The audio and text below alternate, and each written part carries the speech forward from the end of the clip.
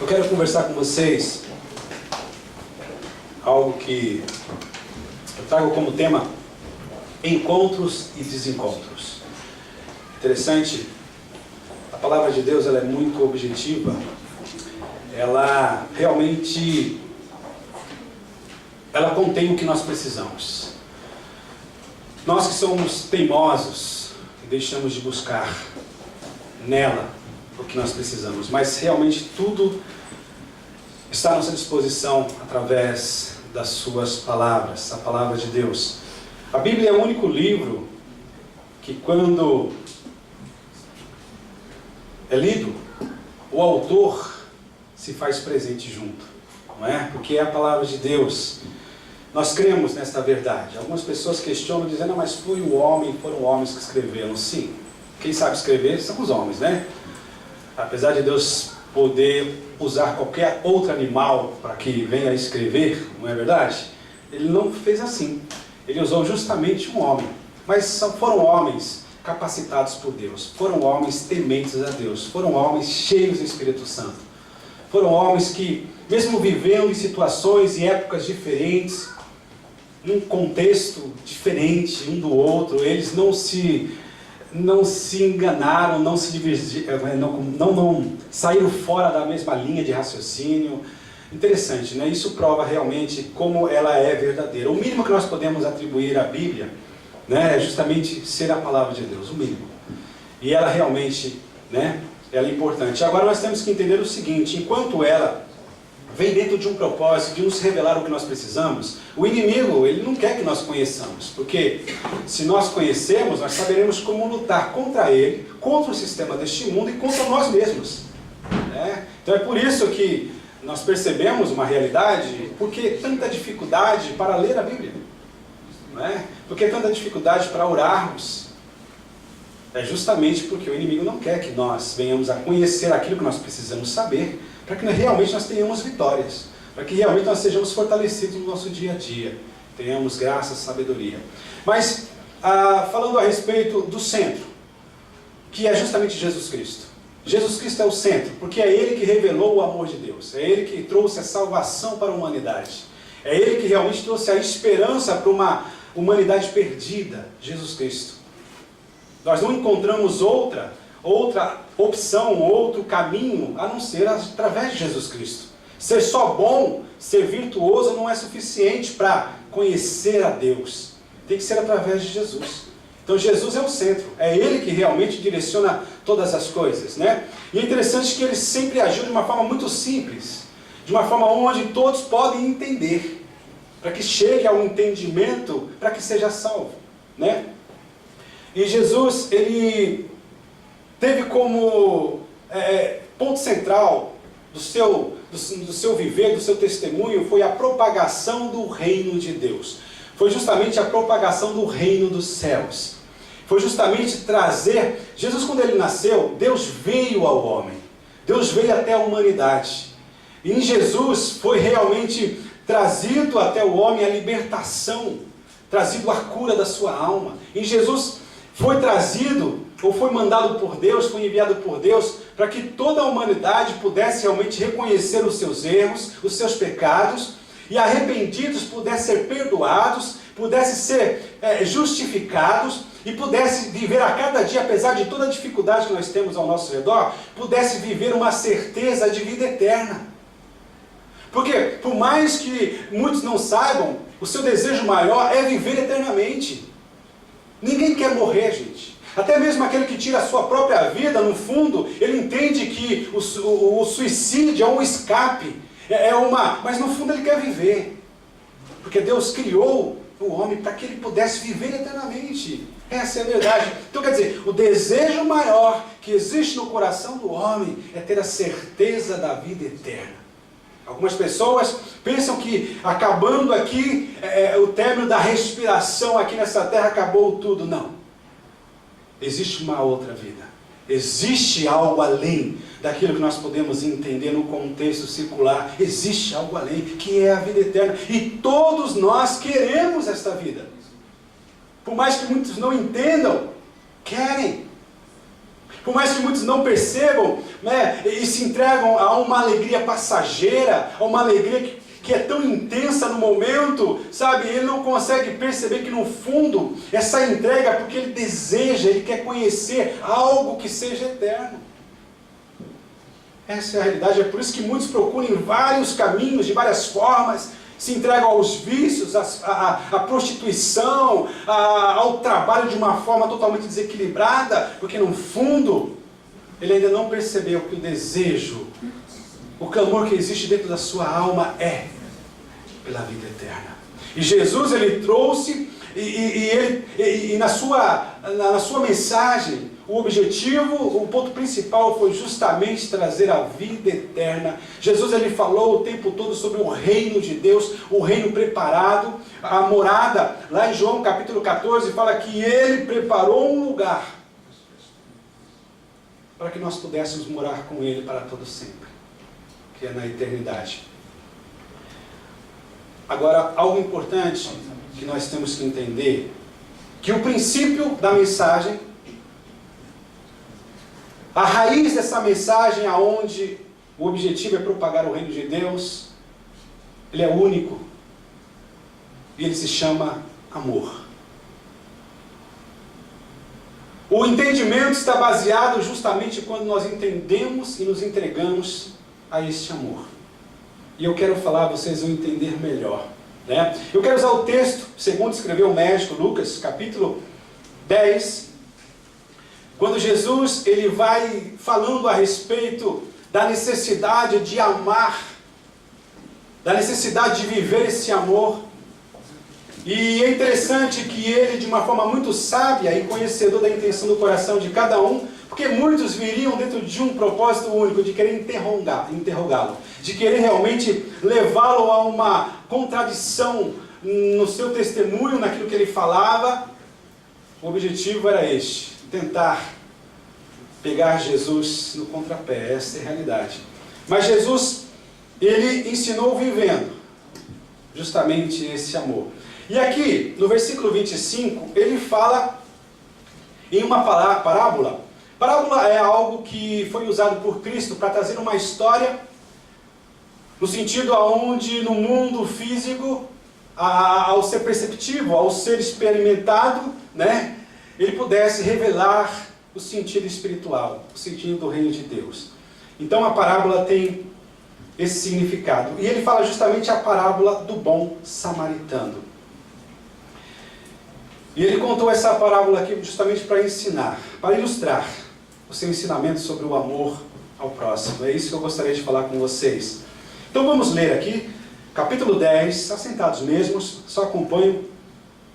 A partir do versículo 25, capítulo 10, a partir do versículo 25 diz assim: E eis que se levantou um certo doutor da lei, tentando, dizendo: Mestre, que farei para herdar a vida eterna? Esse primeiro versículo já mostra, de uma certa forma, o desejo que todos nós temos de estar perto de Deus. Porque quando ele perguntou: Mestre, que farei para herdar a vida eterna? Ele está dizendo, em outras palavras, como eu faço para estar na presença de Deus? Como eu faço para estar na glória? Para estar naquele lugar que é eterno? Foi nesse sentido, é simples, né? E ele continua dizendo, Jesus agora diz, e ele lhe disse, que está escrito na lei, como lês? É interessante que nesse versículo Jesus dá a liberdade para que fosse exercitada a capacidade que foi dada ao homem, essa semelhança que Deus deu ao homem com ele ou para com ele, no sentido de poder escolher. Jesus ele falou justamente nesse sentido, a lei está aí, os mandamentos estão aí, como que você lê? Como que você entende?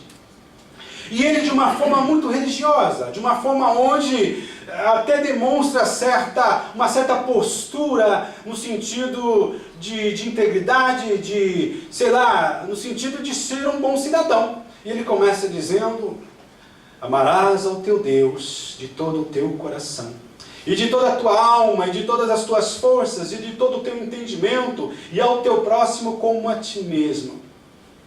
Interessante que ele mostrou-se um bom conhecedor da lei.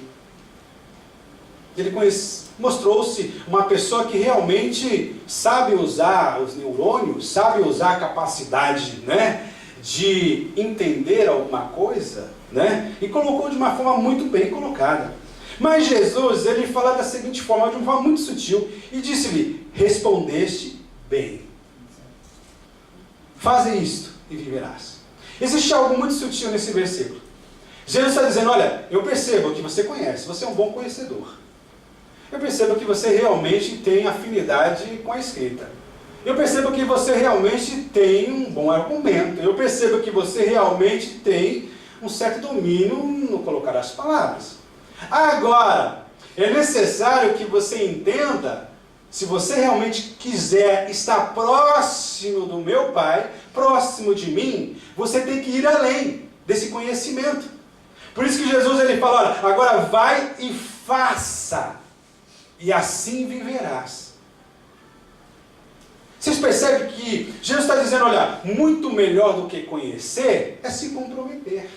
Muito melhor do que simplesmente saber a história, você precisa viver essa verdade. O problema que nós encontramos na vida de muitos é que muitos dizem assim: eu creio, eu tenho uma fé do tamanho de uma montanha, eu sou... Enfim, eles tentam demonstrar uma grande fé. Eu sou uma pessoa de grande fé. Agora, existe um espaço muito grande em relação de dizer que você crê que Deus é real e de você dizer: eu conheço a Deus, no sentido de andar com Ele, de caminhar com Ele, de me relacionar com Ele, de fazer dele realmente a minha motivação para levantar no dia a dia, para sair para o trabalho, enfim, naquilo que eu preciso fazer. Né? O nosso irmão Henrique estava lendo lá, ele mencionou a primeira passagem de Colossenses capítulo 3, se não me falha a memória, versículo 17, versículo 27, diz: em tudo aquilo que nós viermos a fazer, seja por obras ou seja por palavras, façamos para a glória de Deus. Aonde a motivação da nossa vida é Cristo, viver para Deus, viver com Deus. Nosso irmão Eduardo estava ministrando aqui dizendo: não vamos esperar o término de 2014 para fazermos as novas promessas. Vamos realmente nos dispor para mudarmos agora. Quem garante que nós vamos chegar no final de 2014, gente? Ô pastor, está jogando? Não estou jogando nada não. É uma realidade. Quem garante aqui, gente? Hoje, para morrer, basta estar vivo. Vocês compreendem? O que nós precisamos é entender o que Jesus está falando, e olha que ele fala com amor, ele fala com graça. Ele fala: eu percebo que você é um bom conhecedor, mas eu quero que você vá além desse conhecimento. Eu quero que você realmente passe a viver essa verdade. O céu começa aqui, gente. A eternidade começa aqui, gente. Não precisamos morrer para adentrar a eternidade. A eternidade começa justamente quando eu realmente vivo perto de Deus. Mesmo não o vendo, eu posso senti-lo. Eu posso sentir o seu toque. Eu posso sentir o seu afago. Eu posso sentir realmente aquilo que eu preciso na minha alma, no meu ser. Aí o que escreveu o escritor de Hebreus, capítulo 11, versículo 6, se torna uma realidade. Porque ele começa dizendo: olha, sem fé é impossível agradar a Deus. Por quê? Porque é necessário que você creia que Ele existe, que Ele é real. Para você se relacionar com alguém, você tem que perceber a realidade dessa pessoa. Nós não vemos um grande problema nos dias de hoje na amizade virtual? Como muitas pessoas estão enroladas, porque diante de um computador não se vê o outro realmente como ele é. E neste momento se abre o coração. Cria-se uma simpatia enganosa, uma utopia, uma fantasia. Não é verdade? Isso é uma mentira, é um meio que o diabo tem usado e tem conseguido ter sucesso. Aonde dizem que quando eu não vejo, eu tenho mais coragem. Não é? Aonde, sabe, se eu não vejo a pessoa ali, a minha timidez, ela some. Que relacionamento é esse, gente? Isso podemos dizer que isso é real? Podemos dizer que isso é seguro? Não. É por isso que o escritor, ele fala inspirado por Deus, dizendo, é necessário que nós queremos que Deus existe, que Deus é real, para que nós tenhamos um relacionamento com Ele, eu preciso crer que Ele seja real. Mesmo não o vendo, mesmo nós não temos, sabe, uma imagem de escultura, alguma coisa feita de madeira, de pau, seja qual for, nós temos a certeza que o verdadeiro está conosco, porque Ele está aqui dentro. Aonde eu posso falar com Ele, aonde eu posso ouvir a sua voz, isso é perceptível, isso é uma realidade. Jesus está dizendo, muito mais do que conhecer, é necessário que você crie raízes, para que você crie, sabe, realmente uma vida comigo, para que você viva realmente comigo. Aí Ele dá uma de migué, como muitos de nós fazemos. E versículo 29. Ele, porém, querendo justificar-se a si mesmo, disse a Jesus, e quem é o meu próximo? E quem é o meu próximo?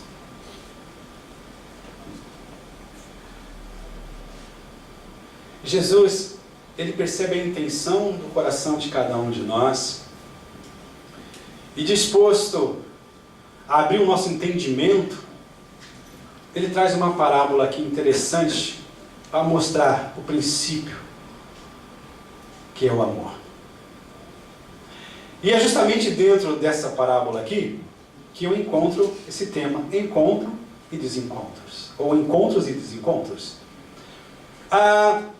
Vamos ver aqui nessa parábola alguns dos sentimentos que orientaram esse encontro, ou esses encontros que sucedeu neste momento aqui. Eu gostaria que vocês acompanhassem comigo, veja que coisa interessante.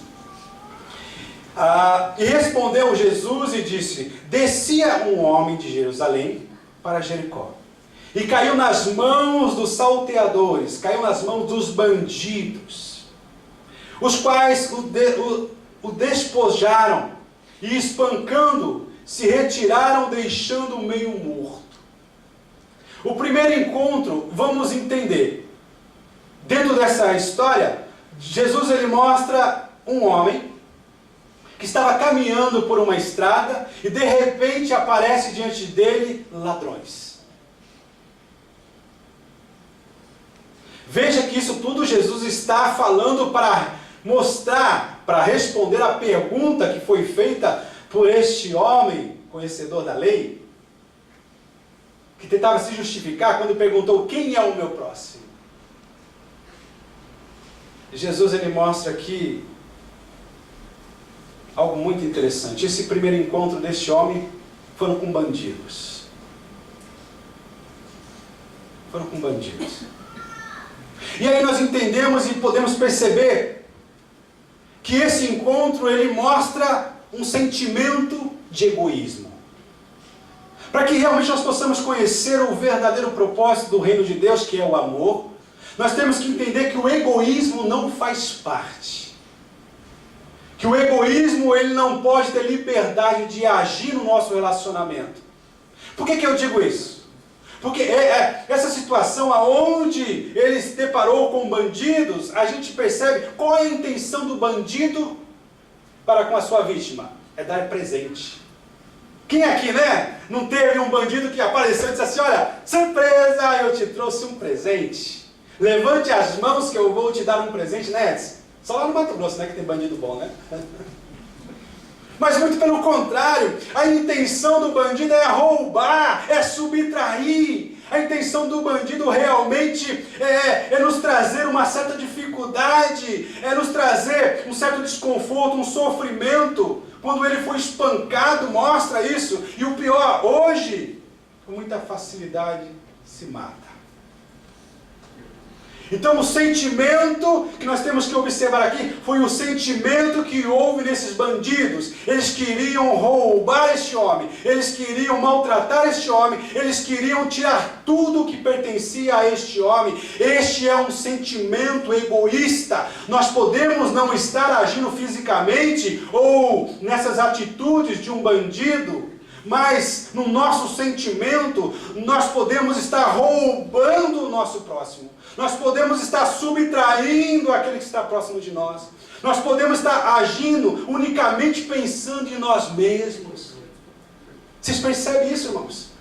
Nós não vamos conhecer o reino de Deus se a nossa motivação for egoísta. Porque a ideia do egoísta, a ideia do bandido é justamente essa: tudo que é meu e tudo que é teu também é meu. Vocês percebem, irmãos?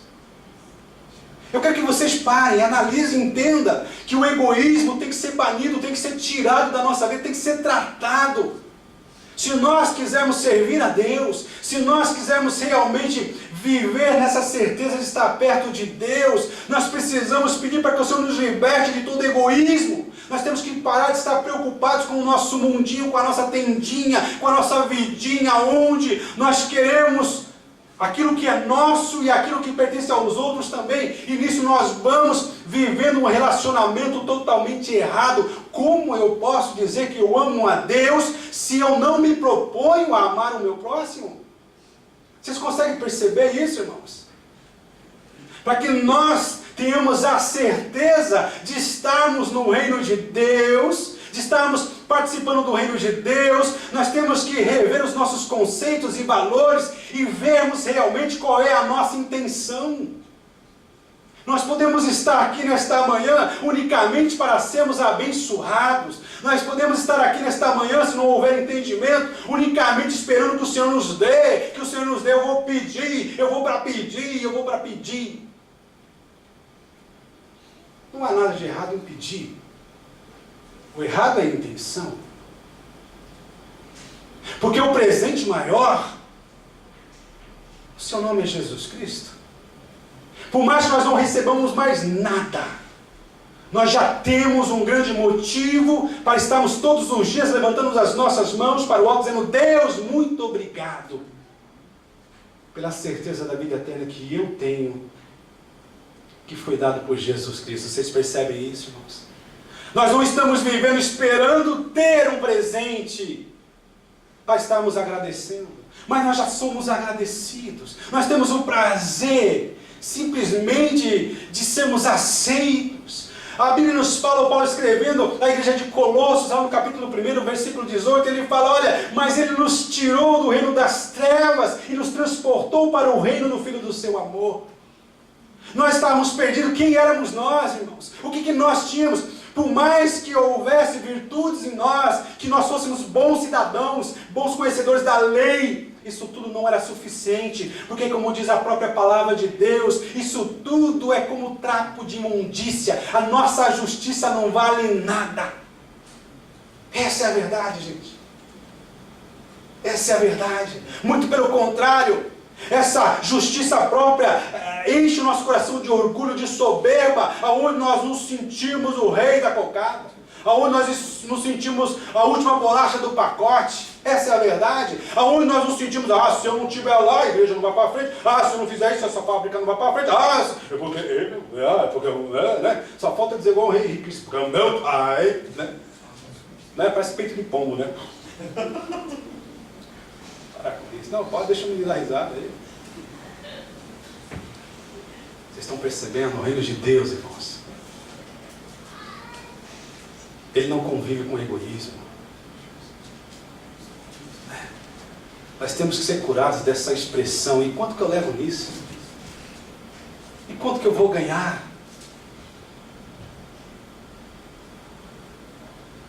Você quer ver uma coisa? Você quer ganhar um bom presente? Dê um bom presente primeiro. Você quer ganhar um abraço gostoso? Se propõe a abraçar primeiro. Você quer ser respeitado? Respeite primeiro. Você quer receber um elogio? Elogie primeiro. Jesus, ele falou: aquilo que você quer que os outros façam a você, vai e faça primeiro. Então, magoado.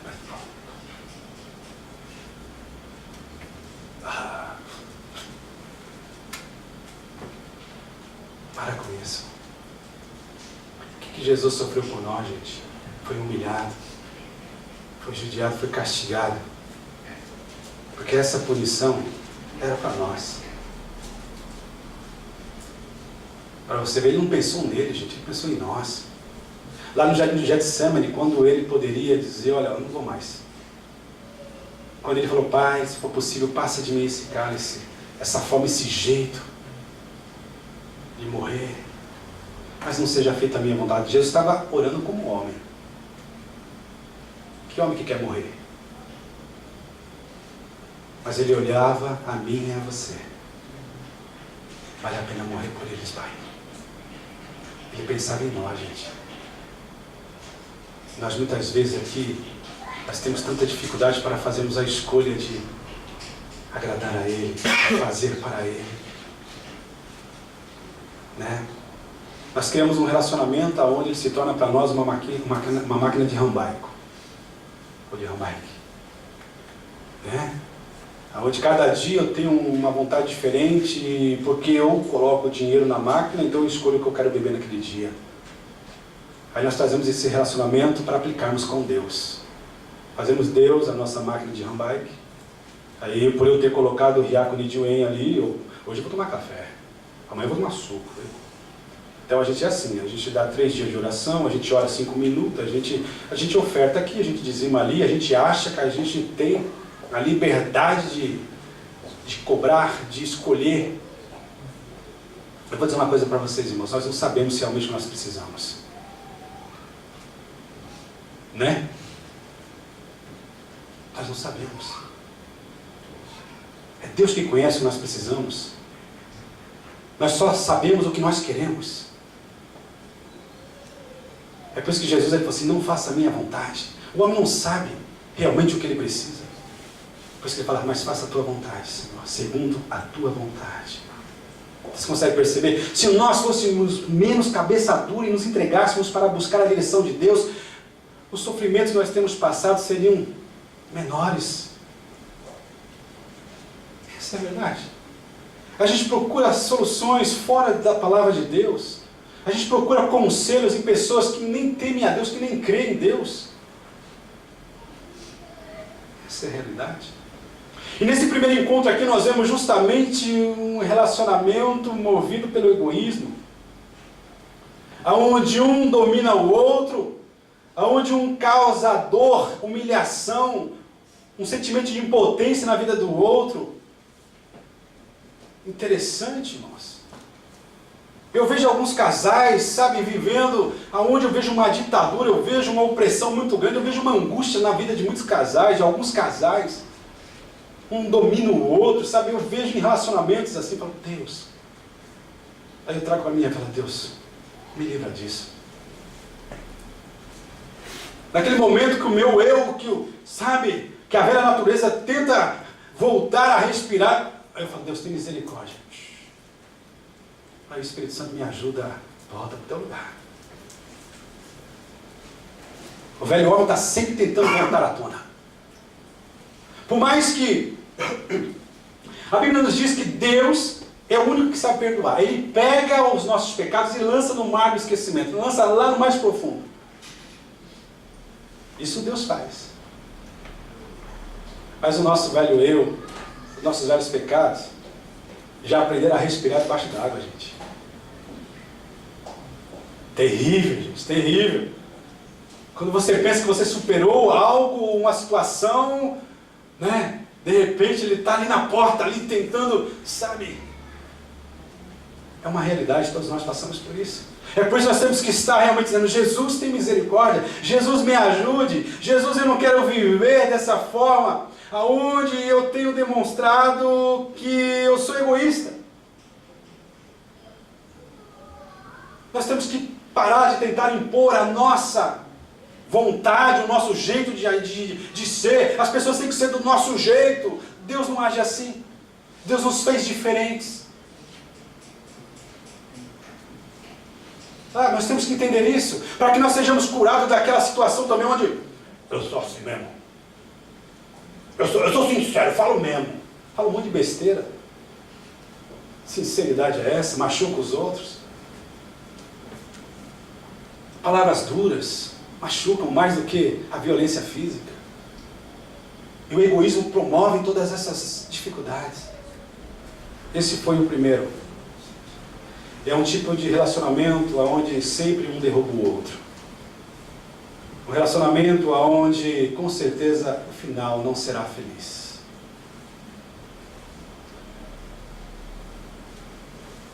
E Jesus continua dizendo, esse é o primeiro.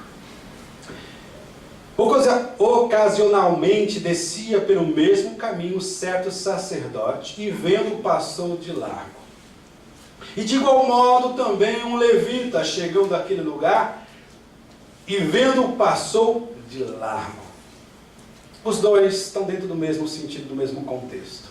O sacerdote, uma pessoa responsável para cuidar de um rebanho, uma pessoa responsável para interceder, uma pessoa responsável para cobrir a vida dos outros. Um levita que era o responsável para cuidar não só da parte do louvor, mas de todo o tabernáculo, da casa do Senhor. O levita, o verdadeiro levita, ele limpava a igreja, ele limpava o tabernáculo, ele cuidava do bem-estar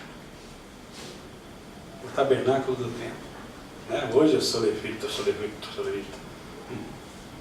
Até parece que vai sair do chão, né? Vai levitar, né?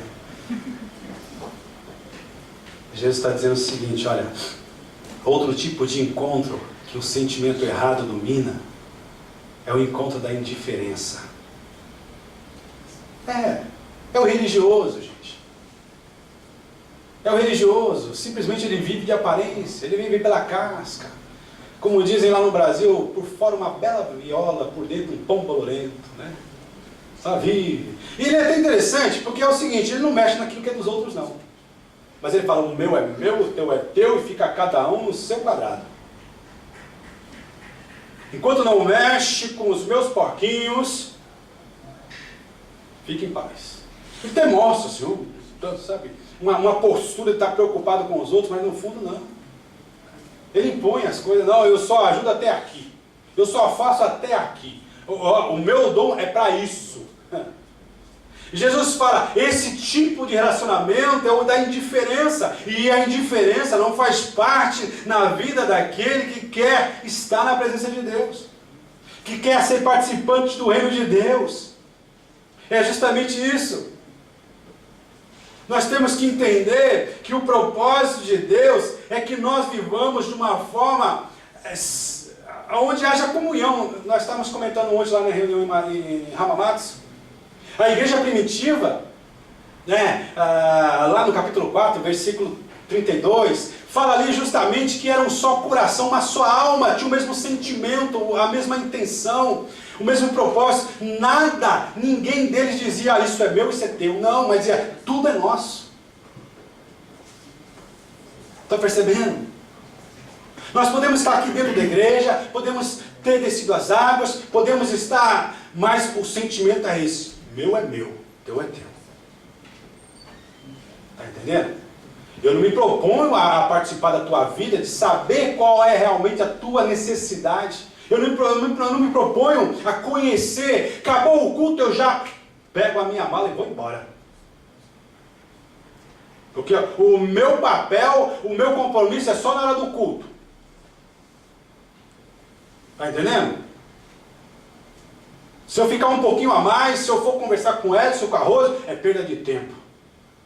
Porque cada um tem a sua vida. Isso é indiferença. Vocês estão percebendo? E Deus quer nos libertar desse sentimento errado. Deus quer que nós nos preocupemos uns com os outros. Deus quer que realmente a gente possa viver de uma forma correta. Vamos lembrar que Deus estava respondendo a pergunta que foi feita: quem é o meu próximo? E Jesus, com sabedoria, estava mostrando, abrindo entendimento de uma forma correta daquela pessoa, daquele homem. O religioso, ele é assim, é um relacionamento orientado pela indiferença, onde ele demonstra que ele não está realmente preocupado com o outro. Não está preocupado. Ele não se propõe a sentir o que o outro está sentindo. Né? Por exemplo, nós temos o pastor Boas na Índia. Nós temos ajudado, enviado ofertas para sustentar os leprosos, os viúvos, aqueles que têm AIDS, que estão... Hoje está havendo uma perseguição muito grande na Índia. Onde temos a esposa do pastor Boa enferma, o Benjamin, que esteve com a gente aqui, está enfermo também.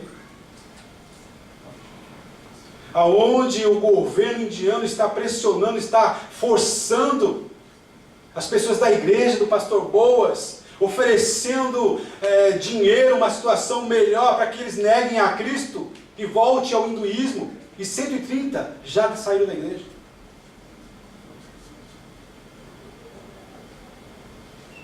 E a gente sentado aqui numa boa, no banco da praça, dando milhos aos pombos. A gente preocupado com o nosso umbigo. A gente preocupado para onde nós vamos viajar. Nada, não é pecado viajar, gente.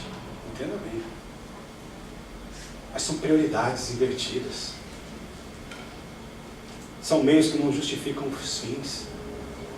Estamos preocupados com que amor que nós podemos dizer que nós temos para com Deus, nós não estamos sensíveis. Os nossos irmãos no Paquistão, os nossos irmãos no Iraque, a igreja no Iraque. Vocês viram a quantidade de crianças que foram mortas? Vocês estão sabendo dessa notícia? E o que vocês têm feito, o que nós temos feito? Nós temos orado, nós temos sentido. Paulo escrevendo na igreja da Galácia, ele fala assim, olha, levai as cargas uns dos outros. Eu sentar do lado do Jason e dizer, Jason, qual é a sua situação? Eu posso te ajudar. Mesmo se eu não tiver uma palavra, eu vou estar do lado dele, simplesmente para ouvi-lo, simplesmente para estar ao lado dele. É levando, é dividindo as cargas. É olhando, é percebendo aqueles que não têm vindo aos cultos, ligarmos para eles para saber, tudo bem com você, meu querido, minha amada, como você está? Não, mas nós estamos preocupados em sair daqui para o mercado, estamos aqui preocupados em sair para o shopping, estamos aqui preocupados em melhorar, preocupados com o nosso trabalho. São prioridades que precisam ser acertadas, gente. Isso tudo que nós estamos dando, sabe, uma importância tão grande, vai passar. O que vai prevalecer é o amor. Paulo fala a respeito dos dons espirituais, são importantíssimos, mas ele fala no finalzinho do capítulo 13 de 1 Coríntios, mas eu mostrarei um caminho melhor, um caminho mais excelente, que é o amor. Esse amor foi nos dado não para guardarmos conosco, mas para nós dividirmos com os outros. Jesus, ele fala, você quer ser realmente um cristão? Se alguém te obrigar a andar uma milha, vai duas. Se alguém te pedir, dá a túnica. Que cristãos nós queremos ser, se nós estamos preocupados com a nossa vida, com o nosso mundinho? Hoje é dia de reflexão, de pararmos e dizer, Deus, eu quero ser diferente realmente. Eu quero parar de ser criança. Eu quero viver um relacionamento altruísta, onde eu me preocupe mais com o meu próximo, onde realmente eu sinto a necessidade do meu próximo. Há um ditado que diz que quem ajuda ao pobre empresta a Deus. Por que Deus não nos dá um monte de coisa? Porque nós só pedimos para os nossos deleites e prazeres. Só pedimos pensando em nós mesmos, gente. Vocês percebem como é a condição daqueles que fazem parte do reino de Deus? Isso é necessário que nós entendamos e tomemos uma decisão para que quando Jesus voltar para buscar a sua igreja, como foi falado aqui, nós somos a igreja do Senhor.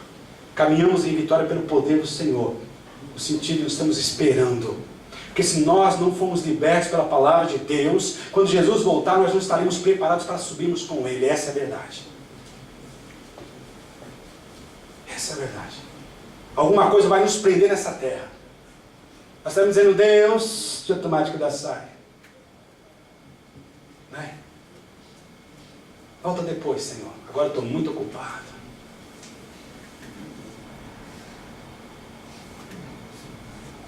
As pessoas não entendem. 1 Coríntios 1 e 9. 2:9. Aquilo que o olho não viu, nem com o ouvido se ouviu, e nem subiu no coração do homem, são as coisas que Deus tem preparado para aqueles que o amam. Não existe nada melhor do que aquilo que Deus tem preparado para nós, igreja. Vale a pena vivermos essa palavra, vale a pena viver essa verdade. Ser só religioso não é suficiente. Nunca tem tempo para o outro. Nunca se comove com a dor do outro, com as lágrimas e o sofrimento do outro. Ele não prioriza o outro na sua vida. Mas está sempre preocupado se ele vai ter vantagem ou não. É um tipo de relacionamento que nada faz para levantar um outro. Foi o que fez esse sacerdote e esse levita. Eu tenho estado no hospital. Eu tenho visto a dificuldade ali.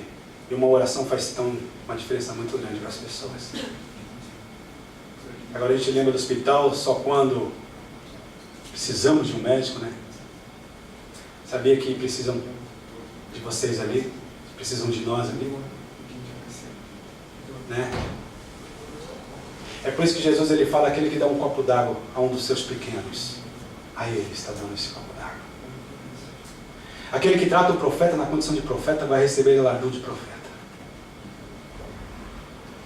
O Senhor tem colocado pessoas do nosso lado para nós cuidarmos dessas pessoas, para que nós sejamos recompensados. Coisa maravilhosa. Não é? Nós temos que entender, irmãos. É um tipo de relacionamento que praticamente não tem segurança.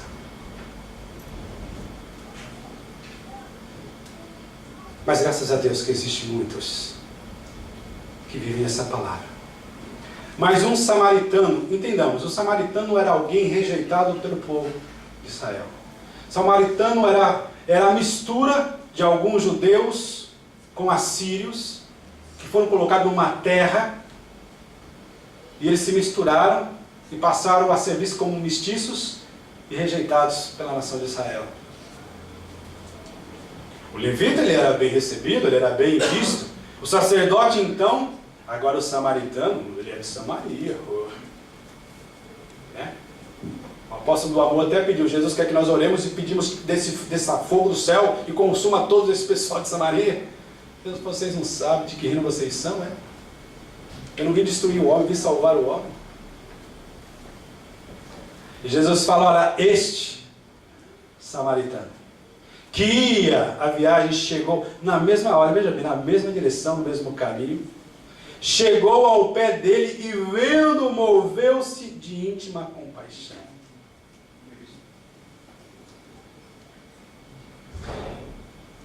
E aproximando-se, olha que coisa interessante, ele se aproximou, ele viu e se compadeceu. Nós só podemos ter compaixão se nós nos aproximarmos. Nós só podemos ter um sentimento verdadeiro se nós nos colocarmos à disposição de estar próximo, para sentirmos a realidade. Se aproximou, atou-lhe as feridas, aplicando-lhes azeite e vinho, e pondo-o sobre a sua cavalgura, levou-o para uma estrebaria, ou para uma estalagem, e cuidou dele. Olha uma coisa interessante, gente.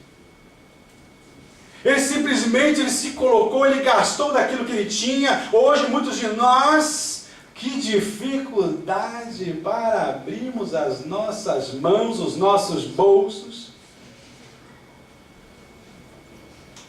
Que dificuldade nós temos, e dizemos que nós cremos na palavra de Deus, que diz que Deus é o dono do ouro e da prata, que Ele há de prover todas as coisas, segundo as nossas necessidades.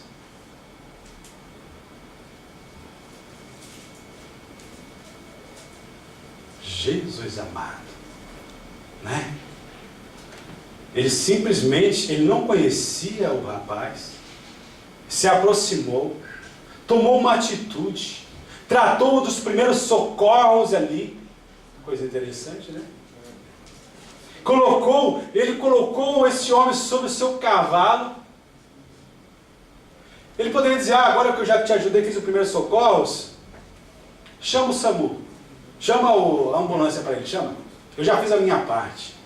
Não. Olha que coisa interessante. Ele foi, colocou sobre o seu cavalo, levou a uma estalagem, cuidou dele no período que ele ficou nessa estalagem. Olha que coisa interessante, irmãos. Está entendendo? O papel da igreja, o verdadeiro poder que a igreja precisa viver é trazer essas pessoas até aqui, e cuidar dessas pessoas. É saber qual é a necessidade, é saber de que forma nós podemos ser úteis a essas pessoas, ajudá-las. Vocês estão percebendo? A igreja do Senhor precisa tomar uma atitude diferenciada. E partindo outro dia, tirou 2 dinheiros e deu ao hospedeiro e disse-lhe: cuida dele, e tudo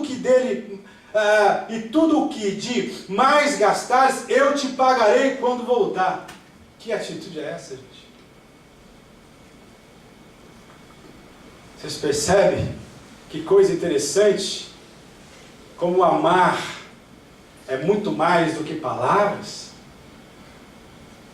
Aí Jesus diz assim, você que é um bom entendedor, qual, pois, desses 3, que parece que foi o próximo daquele que caiu nas mãos dos salteadores? E ele disse, o que usou de misericórdia para com ele. E disse, pois, Jesus, vai e faze a mesma coisa, ou a mesma maneira, ou da mesma maneira. Está vendo? O princípio do reino de Deus é o amor. E neste amor não tem liberdade para o egoísmo, para a indiferença, para a religiosidade. Não existe lugares. Não existe lugar para essas coisas. Se nós olharmos no Velho Testamento, no livro de Levítico, no livro de Deuteronômio, nós vemos ali os mandamentos que Deus dera, entre os mandamentos, que são conhecidos os 10 mandamentos, e todas as outras leis, foram mais de 300. E Jesus, em Mateus, ele resume a 3. Amarás o teu Deus, como foi confirmado por esse homem. Amarás o teu Deus, de todo o teu coração, toda a tua alma, tal. O que é melhor? Resumiu a 2, né? A 2. Amarás o Senhor teu Deus de todo o teu coração, toda a tua alma e de todo o teu entendimento. E o segundo, amarás o teu próximo. Jesus resumiu todos em 2 mandamentos. Aí Paulo, transformado por essa palavra, ele resume todos a um só. Podemos ver no livro de Romanos, no livro de Gálatas, onde Paulo fala, e toda a lei se resume em um só mandamento: amarás o teu próximo como a ti mesmo. Então, em outras palavras, irmãos, a questão não é saber quem é o meu próximo. É entender de quem eu me faço próximo. De quem eu me proponho a me aproximar. Vocês estão percebendo? O segredo não é perguntar quem é o meu próximo. O segredo é perguntar para si mesmo de quem ou a quem eu vou me aproximar. Vocês percebem? Porque o contrário não agrada ao Senhor. O isolamento, sabe, a preocupação comigo mesmo, me isola das necessidades dos outros. Isso é egoísmo, isso é indiferença. Isso é religiosidade, irmãos.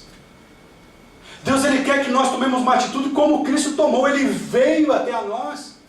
Ele tomou a iniciativa primeiro. Foi Ele que nos amou primeiro. Foi Ele que nos escolheu primeiro. Foi Ele que nos deu aquilo que nós não merecíamos e não nos deu aquilo que realmente nós merecíamos. Esse é o amor de Deus. É um amor altruísta. É um amor onde o direcionamento é tudo que é meu, é seu também. São atitudes concretas que demonstram a minha preocupação com o meu próximo. Uma atitude. Está entendendo? É eu fazer um feijão e levar um potinho de feijão para um irmão. Está entendendo? Se eu compro um frango assado, eu vou levar uma coxinha para o irmão. A Bíblia nos fala que a igreja primitiva tudo era em comum. Eles compartilhavam. Barnabé vendeu uma fazenda, gente. E o dinheiro dessa fazenda, ele disse assim, é nosso.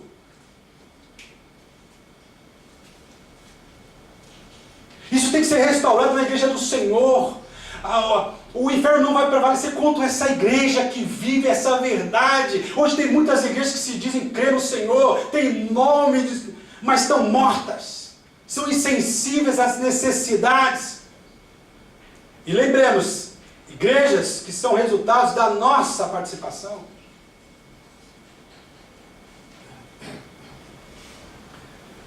Jesus, Ele quer que o amor esteja presente no nosso relacionamento.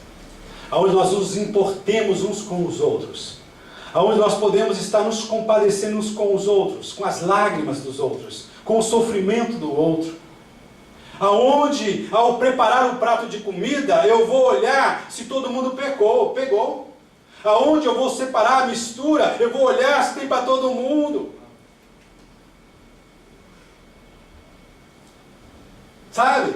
Não aquele desespero como se fosse a última comida da vida. Crente não bebe, mas come, que é uma beleza. Vocês estão percebendo, gente?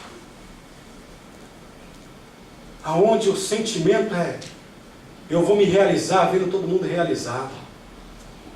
Eu vou dividir os esforços. Eu não vou deixar fulano se esforçar mais do que eu vou ajudá-lo naquilo que é necessário. Eu vou estar preocupado de sentir a necessidade, o que precisa, o que eu posso fazer. Eu não vou ficar esperando o pastor me chamar para fazer alguma coisa, fulano me chamar. Não, eu vou me propor. Precisa de mim, o que eu posso fazer? Sempre tem a necessidade. Sempre haverá. Aquele pensamento de, já tenho quem faz.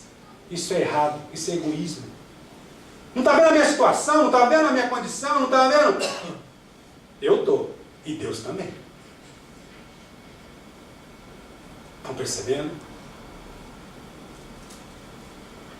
O amor verdadeiro, irmãos, é esse amor que nos liberta. O amor verdadeiro lança fora todo medo, todo egoísmo, lança fora toda a dificuldade que nós encontramos de nos relacionarmos ou para nos relacionarmos de uma forma correta. É um amor que realmente ele se dispõe a dedicar o seu tempo para ajudar os outros. Ele prioriza a vida dos outros. Ele faz de tudo para levantar o outro.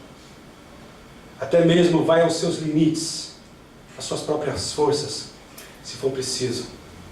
Ele busca ajuda externa até que o outro esteja curado. Este é o amor, este é o relacionamento correto, o relacionamento que traz a segurança que o final vai ser de felicidade. O egoísmo só pensa em explorar, em derrubar o outro. A indiferença nada faz para levantar. Mas o verdadeiro amor nos faz ir ao limite das nossas forças para salvá-lo. Somente um relacionamento baseado no amor, ou relacionamentos baseados no amor, estão corretos, estão segundo a vontade de Deus.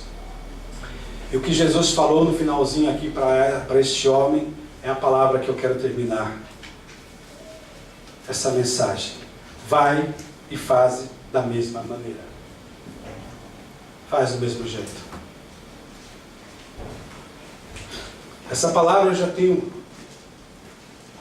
meditado já faz um bom tempo. Ela não foi uma palavra que veio esse mês, o mês passado, hoje, ontem, mas foi uma palavra que Deus foi trabalhando dentro de mim, porque ela falou comigo. É uma palavra que realmente eu tenho que tomar uma posição, nós temos que tomar uma atitude diferente. Aonde as nossas atitudes possam revelar um bom testemunho, revelar que realmente nós somos discípulos do Senhor Jesus. Nada do que eu falei aqui foi no objetivo de atacar alguém de uma forma pessoal. Não, isso é para todos nós. Fazemos parte do mesmo corpo. São coisas necessárias que nós precisamos estar sempre lembrando, para que nós não saiamos do caminho certo, do caminho correto. Fique de pé.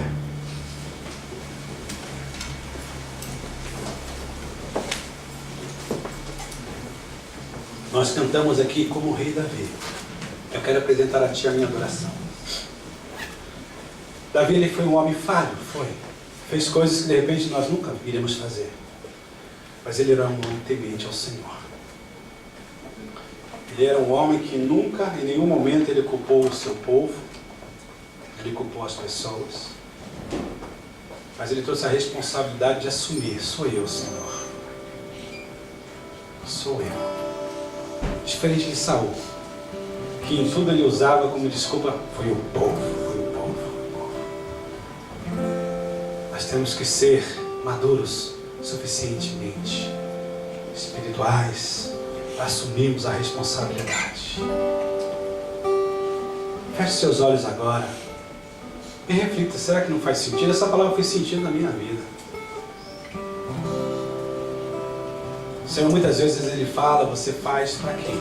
Para as pessoas ou para mim? Será que de repente você não tem vivido esse relacionamento em casa?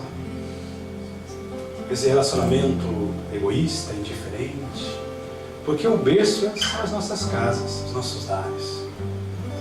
A forma que nós nos relacionamos dentro de casa acaba se tornando o princípio para aquilo que nós vivemos lá fora.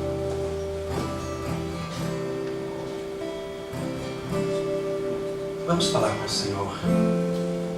Eu gostaria que você falasse com o Senhor, para que realmente o Senhor coloque no teu coração uma preocupação com o reino, para que o Senhor realmente coloque no teu coração uma preocupação com o teu próximo, para que nós tenhamos disposição de estar à disposição para ajudar. Vamos fazer além daquilo que nós podemos fazer, aquilo que é possível. Vamos deixar que o Senhor nos mostre quais são os nossos limites, não nós mesmos, dentro de um propósito de vivermos esse amor, essa verdade. Se você espera coisas boas, faça primeiro, plante, semeie. Você realmente quer ter um 2015 melhor, invista ainda em 2014 no seu próximo, nas amizades sadias. Senhor Deus, estamos aqui, ó Pai, nesta manhã, a começar do meu coração. Venha transformar as nossas vidas, Senhor. Venha transformar o nosso jeito de ser, de agir, de pensar. Livra-nos de todo sentimento, Senhor, contrário, errado. Ó Deus, que tenhamos a humildade, Senhor, para recebermos a Tua palavra. Até mesmo quando o irmão vier nos mostrando algo que é necessário ser falado, que sejamos humildes para ouvir, Senhor. Deus, que quando for necessário que nós venhamos a falar, que haja amor, que haja graça, que haja, Senhor, realmente o mesmo sentimento sendo colocado, Senhor. Deus Todo-Poderoso. Senhor, existem pessoas que passam por dificuldades maiores do que as minhas, as quais eu tenho usado para justificar o porquê de muitas coisas não serem feitas. Nós somos assim, Senhor. Senhor, se nós pudéssemos ver, existem tantas pessoas que sofrem muito mais do que nós, são gratas.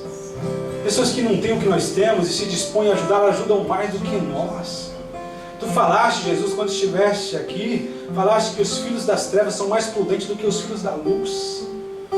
Deus, restaura esse amor, restaura essa comunhão, restaura essa unidade, Senhor, restaura, Senhor, isso que foi vivido na igreja primitiva. Tinha problemas? Tinha, mas era uma igreja unida, Senhor, no mesmo sentimento, no mesmo amor. Deus, restaura isso na Tua igreja no presente, Senhor. A Tua igreja universal na face da terra, Senhor. Em nome de Jesus. O nome de Jesus, Pai. A começar pelos da fé, Senhor, que nós possamos nos ajudar uns aos outros, Senhor. Ó Deus, que nós possamos assumir a nossa responsabilidade, não permitindo que seja sobrecarregado o meu irmão, Senhor. Deus, mas que tudo seja dividido, seja, Senhor, de uma certa forma, Senhor, feito conforme os Teus ensinamentos, Senhor. A começar da liderança dessa igreja, a começar, Senhor, dos obreiros dessa igreja, Senhor. Que possamos rever os nossos conceitos, os nossos valores realmente, que possamos continuar naquilo que é bom, naquilo que é correto, mas naquilo que não tem sido bom, certo, que nós possamos nos dispor e nos entregarmos para que nós sejamos trabalhados e curados, Pai. No nome de Jesus, no nome de Jesus. Abençoa a Tua igreja, Senhor. Abençoa o Teu povo, Senhor. Eu clamo, eu intercedo pela tua igreja neste lugar, Senhor. Ajude cada família, Senhor, ajude cada irmão, para que nós sejamos melhores, Senhor. Seja visitando aqueles que não estão aqui nesta manhã, aonde eles estiverem, sejam visitados pela tua presença, Senhor. No nome de Jesus, no nome de Jesus, Senhor. No nome de Jesus. Ó Deus, que nós sejamos, que nós voltemos para Ti, Senhor. Que nós possamos clamar a Ti enquanto nós podemos. Que nós possamos Te buscar em todo o nosso coração, Senhor. Nesse tempo presente, Senhor, no nome de Jesus. É o que nós queremos e nós Te louvamos, ó Pai. Te agradecendo por essa graça, Senhor, por essa misericórdia derramada sobre as nossas vidas, Senhor. Que saiamos daqui, Senhor, diferentes. Que saiamos daqui, Senhor, determinados, Pai, a buscarmos, a viver os Teus ensinos, Senhor. Por mais que nós tenhamos perdas financeiras, por mais que nós tenhamos perdas, ó Deus, Deus, que o que prevaleça seja o sentimento de gratidão por aquilo, Senhor, que Tu tens feito por nós. E por saber que essa é a Tua vontade, Senhor. No nome de Jesus, no nome de Jesus. Amém?